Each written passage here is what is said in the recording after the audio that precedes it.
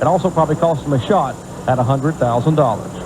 And we'll take a look at the highlights of the Bud Shootout when we come back with more from Daytona International Speedway. Right now on the racetrack, we have more activity. The Goodies Dash Series is out there for practicing. We'll keep an eye on what happens out there.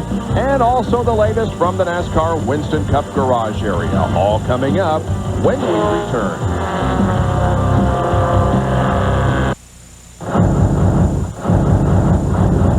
Back at Daytona yesterday here at the World Center of Racing in the Bud Shootout qualifier, Mike Skinner led Robert Presley, Steve Park, and Bill Elliott across the line, and Mike Skinner was allowed to go to the Bud Shootout. Rick Mast was on the pole for that race with Kenny Irwin alongside.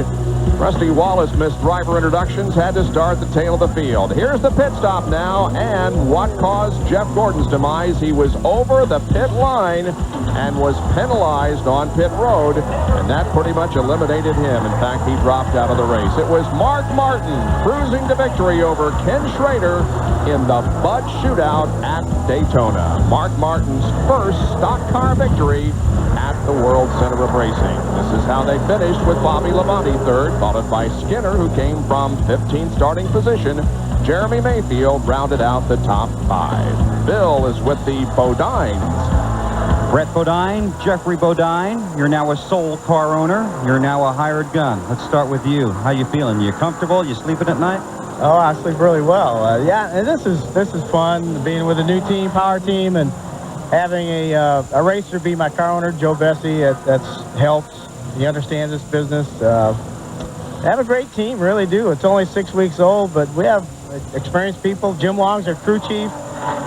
The car we're using here in Daytona, Buckshot Jones ran last year. Talladega ran really well with, so we have really good equipment. We're just learning, trying to get all the kinks out and get a little more organized. We're gaining.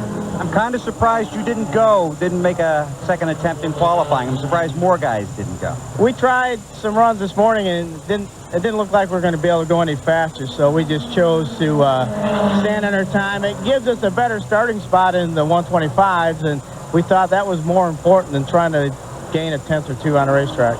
Okay, so what, you cut lawns and shoveled snow in driveways and bought your team back over the off-season, right? Yeah, we did. It was a struggle, but Diane and I were able to pull it off, and you know, it's great having it full control again.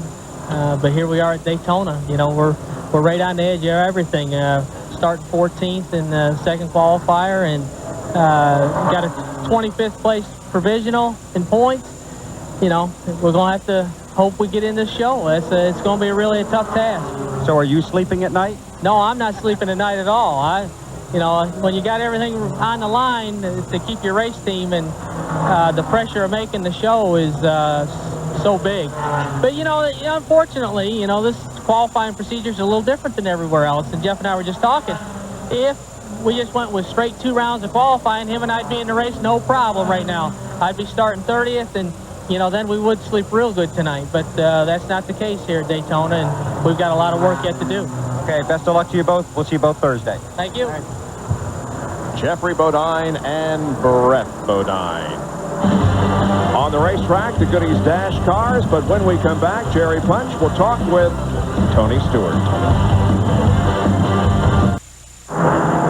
Welcome back to Daytona International Speedway, where the Goodies Dash cars are on the way. The Discount Auto Parts 200 will be run on Friday for these Dash cars, and they're getting all warmed up and ready for their qualifying, which we will have for you tomorrow. The 31 cars driven by Zach Brewer from Winston-Salem, North Carolina. Robert Huffman is the champion of the series. Remember down at Miami, the Miami Homestead Motorsports Complex, he was able to be crowned champion there last fall. They always have a good race on Friday. I mean, it's not a fast race like you see for the Winston Cup cars, but they do a lot of drafting, and I mean, we're talking 158 miles an hour. I guess that's plenty fast enough for me. For a 4-cylinder, that's not too bad. And 6 cylinders, they run both 4 and 6 cylinders. So look forward to that on Friday from Daytona. Meanwhile, we're going to go down to the interview room, and Dr. Jerry Punch is standing by with the Pep Boys Indy Racing League champion from last year, who's now a full-time Winston Cup driver, Tony Stewart. Thank you, Jerry, and thanks, Tony. On the racetrack, Goody's Dash Series continues to turn in some practice laps. We'll come back and see how they're doing in a moment.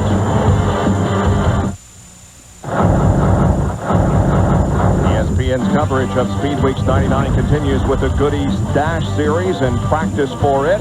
There you see what has been accomplished so far in this practice session. Scott Kraling is the fastest at 161.005. Then Scott Weaver. Robert Huffman, the defending series champion, is fourth fastest. And on down through the top 28 now, we see Doc Brewer in the 16th position. And Bill Hennessy, 22nd, running a lap over 151 miles an hour. And so far, that's the 28 cars of all the Dash cars that have been on the racetrack.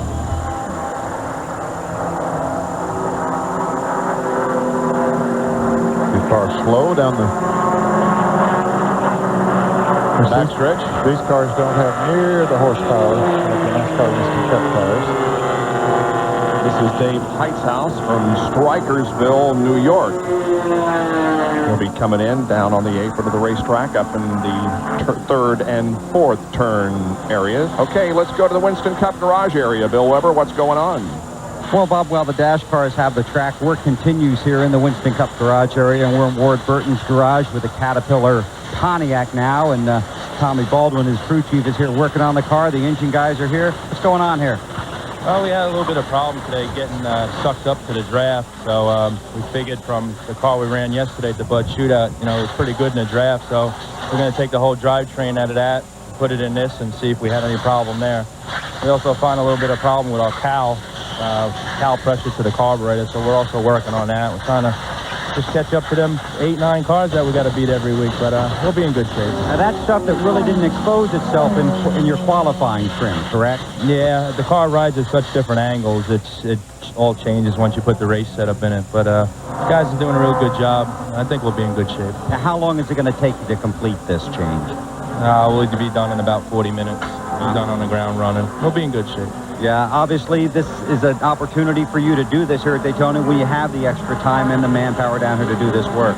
Yeah, you know, they give us a lot of practice, you know, spread out in a number of days. They don't give us a lot of time during the one day, but yeah, it gives us a lot of time to work on the cars and try everything that we need to try to go fast. Are you pleased with your current situation now after the 2 rounds of qualifying time?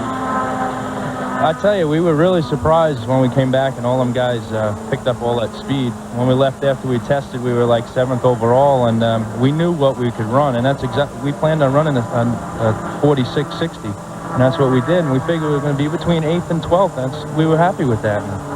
And cars started clicking off them times, and we were like, oh my God, where'd all these guys pick up this time? So Terry, our head motor builder, they yanked the motor out of that car, this car from after qualifying, and took it back to the shop, and he says they're going to work day and night. They're going to turn it into a race motor and go racing with it. So some guys have done a real good job back at the motor shop, and they've been working day and night trying to get the horsepower to keep up with all these big teams, and everyone's doing a good job. All right, good talking to you. Best of luck. Thank you. Okay, so the work continues here in the Winston Cup garage area, and it's a new motor going in for Ward Burton and Company. There's activity on the racetrack also as the Goody's Dash Series cars continue to circulate, get in some practice time. We'll continue to cover all the activity for you here at Daytona in just a moment, right after this break.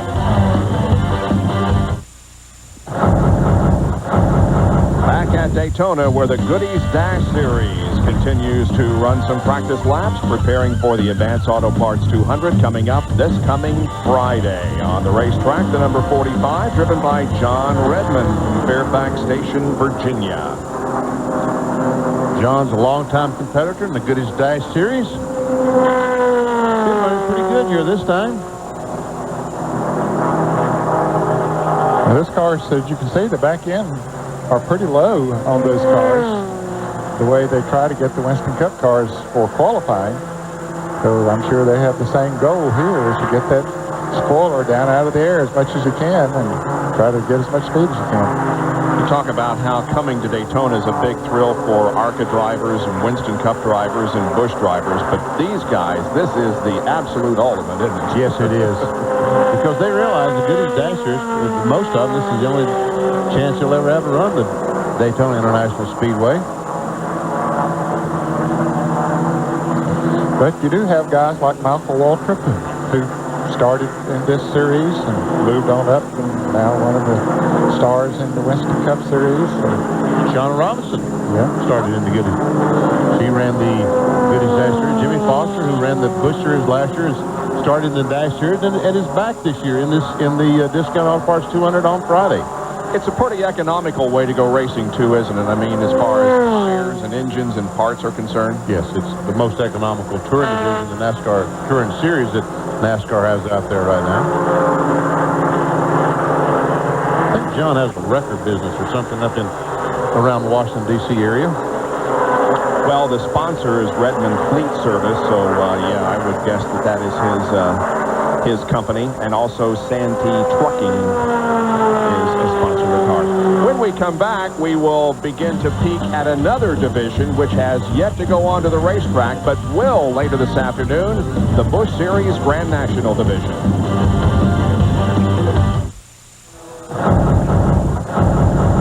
ESPN coverage continues from Daytona, and later this afternoon when we come back on ESPN2 at 3 o'clock, we'll be seeing for the first time on the racetrack the Busch Series cars, and there they are down the garage area going through technical inspection. Jerry's with Matt Kenseth. All right, the runner-up for the 1998 NASCAR Busch Series title is Matt Kenseth, and of course he is up here getting ready to go out to practice later today. And Matt, 1998 was a dream year for you. Yeah, it was a really good year.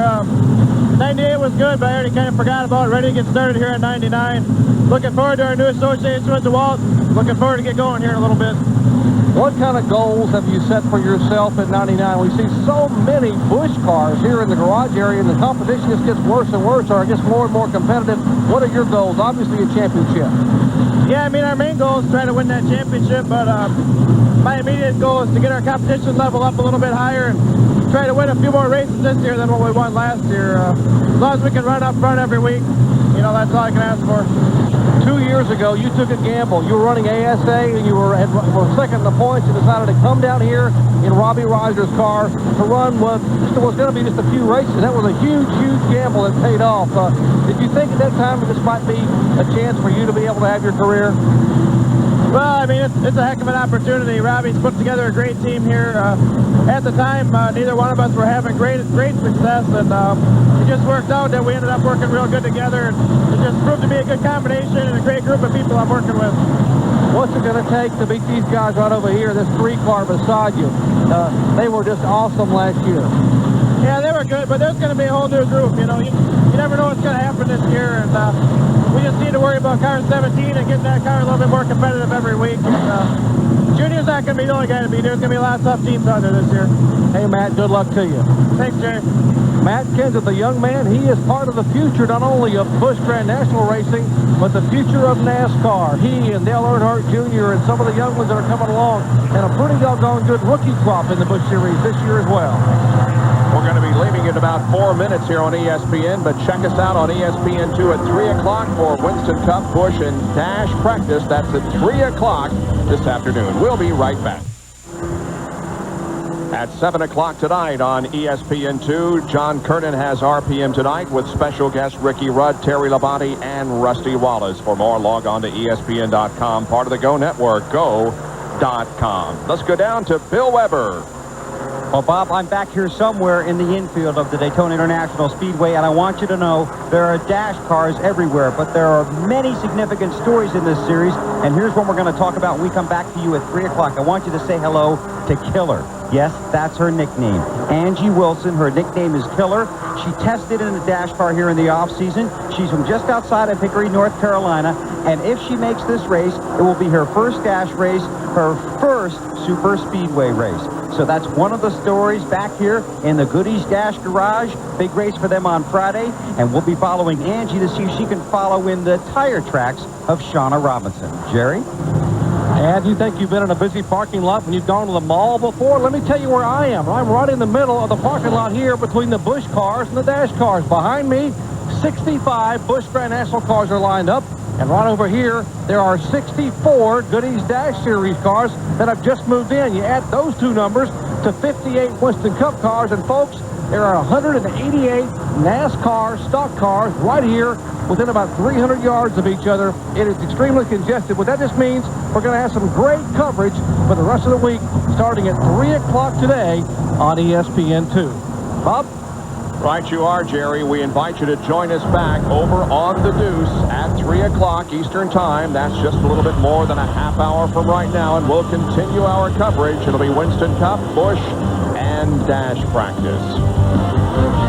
So the skies have cleared off now, mostly here at Daytona. It's a beautiful afternoon, and we expect a full afternoon of activity on the racetrack when we will rejoin you at 3 o'clock. Coming up next here on ESPN is Shop Talk with Alan Bestwick.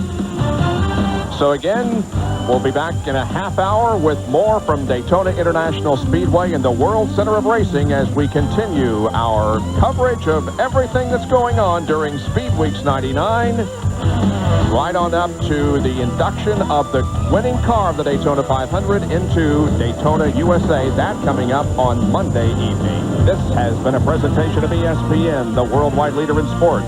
For more, log on to ESPN.com, part of the Go Network, go.com. See you at 3 o'clock on the Deuce. So the Busch Series is on the track right now, but earlier today, the Dash cars had a couple of practice sessions. Let's go back in the garage area of that division and Bill Weber. Well, Bob, let's take just a second and tell everybody about these cars. They have a 100-inch wheelbase. They're steel tubular chassis, enclosed by an all-steel production-style body, and basically they're, a scaled-down version of a Winston Cup car. They run on Goodyear bias-ply tires. They have a 13-to-1 compression ratio engine with that's 4 cylinders.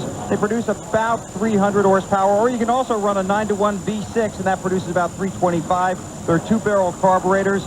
These 4-cylinder cars weigh in about 2,650 pounds. It's 2,750 for the 6-cylinder version of the car. That's just a rough sketch of what you can get when you get yourself into a Dash car, and we can find some more information because we can come up here and we can say hello to Robert Huffman and congratulate him on his second Dash Series championship in 1998. You've got 2 of them now, man. Yeah, thank you. We really had a good year at White House, and I really put a lot forth. This Dash Series, they've been involved in it for 6 years, and it was really good to win the championship for those guys up there. Okay, and I told the fans basically about these race cars. Tell them the fun stuff, spring shocks, stuff like that. Well, we don't want to tell all of our secrets. These cars are a little bit... Just you and me, come on. These cars are just a little bit different than Winston Cup cars. They run a pull-over suspension, which makes the spring over the shock, whereas a Winston Cup car has the shock separate from the spring with a screw jack on it. And these cars run a rack and pinion steering, and which most of your road cars have these days, and the Winston Cup guys run a more conventional type steering box with all kinds of tie rods and drag links, and keep away from these on all that. And we run basically like the Winston Cup guys are trying to do. We try to run a shock with as little compression as we can, as much rebound as we can, and run a soft spring as the car lets you do with your fender clearance and all. And these cars are a little bit different because the 15-inch tires and wheels on these cars don't give you as much travel room as a Winston Cup car and all. So they're smaller, a little bit lighter. You got 4-cylinder and 6-cylinder engines, right? Yeah, last year the series went to a V6 or a 4-cylinder, and we ran the V6 all year. And I really think that's a good thing for the series. That's where the series is really going. The motors seem to last real good, and And the weight of the cars are 2,950 pounds this year. They added 200 pounds to them, trying to keep them on the ground a little more down here. Our short track weight will be 2,750, and you know, it's basically just like a Cup car or Busch car, though. The roll cage and the frame's all built basically the same. All right, Robert, thanks a lot again. Congratulations. Thank you. And one more thing to remember about these Goody dash cars is that they do have to go through the same rigid inspection that the NASCAR Winston Cup and the NASCAR Busch Series cars do. And speaking of inspection, here's the doctor. Let's check in over in the dash garage with Bill. Well, the good news for Scott Weaver is he's the third fastest car in the afternoon practice. The bad news is the two cars that are in front of you, you built them. Well, I guess I built too good equipment. I'll have to cut these guys a little bit of slack here. You know, they come, they pay my bills, help me get going, and I built them a good car, but I'm going to beat them. I'm still working. I'd blame your engine builder. Who's your engine builder? Well, my dad builds my engines. He don't build their engines. I think I'm getting the shaft on the engine part a little bit. Because you know the car's good. The cars are the same. I mean, they're identical. Mine should be as fast as theirs if I had the same engine. Now, how many cars do you think your company has here in this garage? I think we counted about 26 cars down here this weekend. That's amazing. That's a lot of cars. And that's Weaver Racing, right? Yep, Weaver race cars. So a Weaver race car is probably going to go to victory lane here. Well, I hope so. But you want it to be this one. I want it to be mine. But if it can't be mine, just as long as it's one of mine. Well, how's it run? How's this one running? We're running real good. This is probably the best we've run since we've been coming down here. I've been here this is my 16th season coming down here racing, and I got the best car now I've had since I've been here. Feel real good about it, and we're working on a good qualifying run. We're going to change some more stuff and try to get a little bit better in the morning, and we're going to try to pull it off. How do you build 26 race cars? That's all I do. How big's your shop?